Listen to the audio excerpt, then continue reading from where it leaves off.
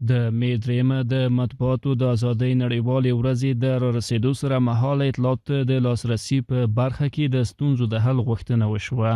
د خبریالانو د خوندیتوب کمیټې له لوري د مطبوعاتو د ازادۍ د ورځې په مناسبت ځانګړي مراسم جوړ شوي چې په وروستیو کلونو کې د رسنیو په برخه کې د رامنځته شوو پرمختګونو او لاسته راوړنو یادونه وشوه او په دې برخه کې د نورو پرمختګونو د رامنځته کېدو غوښتنه وشوه. زموږ غوښتنه ده چې اطلاعات پر وخت شریک شي له رسنیو سره او اطلاعات او معلومات رسنیو ته په واک کې ورکړل شي. هیواد کې اطلاعاتو ته د لاسرسي برخه کې ګڼ پرمختګونه شوي دي.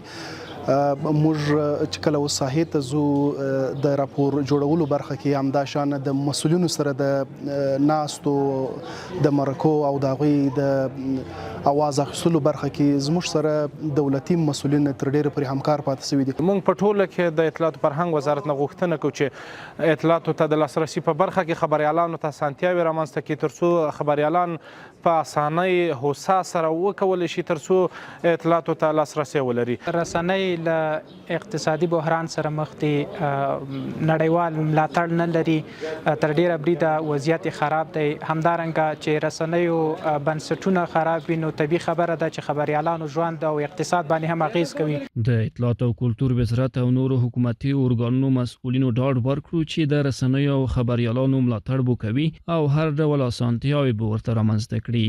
په تیر کال کې د اطلاعات کلتور وزارت شاوخوا 141 رسنیو ته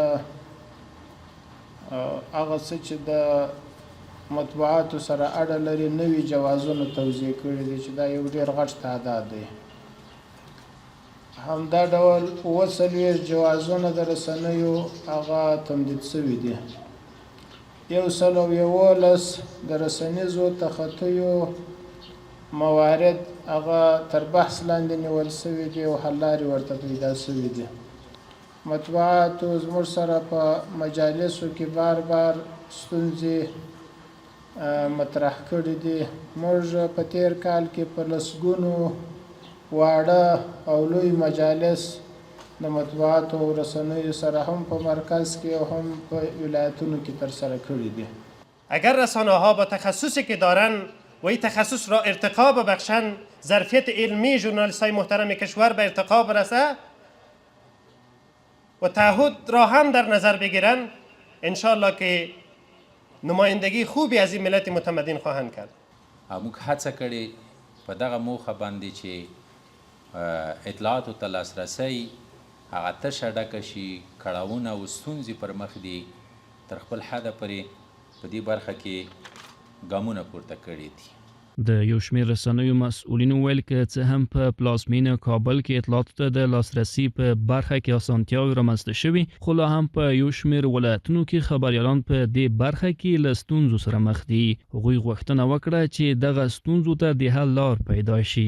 موږ د اسلامي ارزښتونو، ملي ګټو او د ژورنالیزم د منل شویو نړیوالو اصولو مطابق خپل فعالیت کوو.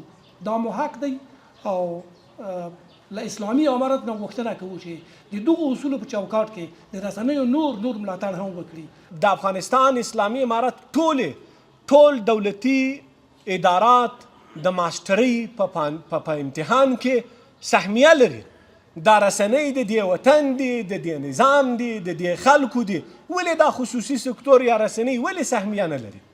زه باورمند یم دلته چې هر خبریال ناست دی هغه د دې لیواله ده چې یوه ورځ ماستري وکړي. په اطلاعات و فرهنګ وزارت مې غږ دا دی چې د راتلونکي کال لپاره باید رسنۍ سهمیه ولري.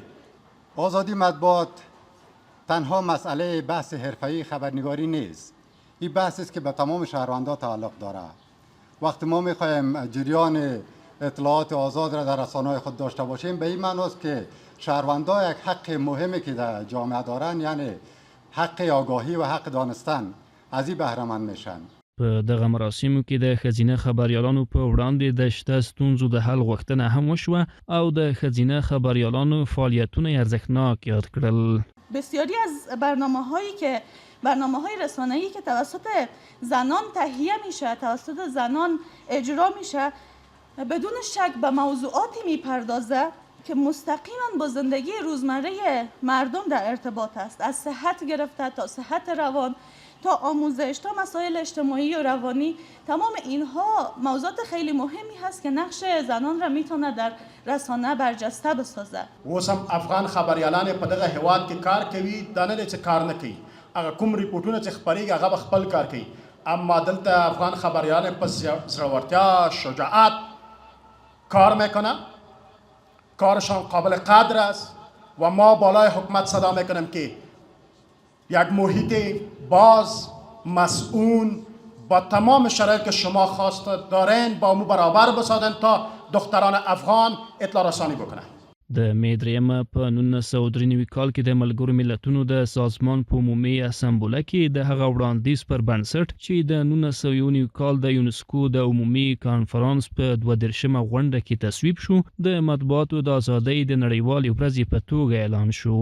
د می درېیمه هغه ورځ ده چې په هغه کې رسنیز نوښتونه هڅول کیږي او مطرح کیږي او په ټولو هیوادونو کې د رسنیو د ازادۍ وضعیت ارزول کیږي.